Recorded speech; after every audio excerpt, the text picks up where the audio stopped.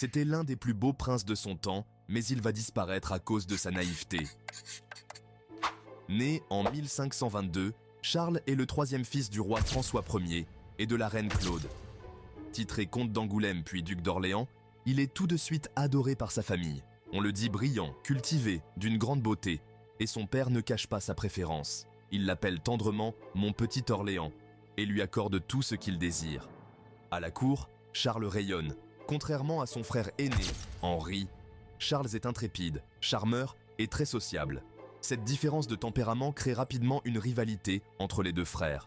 Henri se méfie de ce cadet adulé, plus populaire que lui. Certains à la cour commencent même à murmurer « Et si Charles devenait roi à la place d'Henri ?» En 1545, Charles part inspecter la Provence avec une petite troupe. Il loge chez l'habitant, malgré une épidémie de peste signalée dans la région. On le prévient, on le supplie, il rit et répond « Jamais fils de France n'est mort de la peste ». Confiant, il s'allonge sur les lits des malades, joue avec ses compagnons et va jusqu'à organiser des batailles d'oreillers.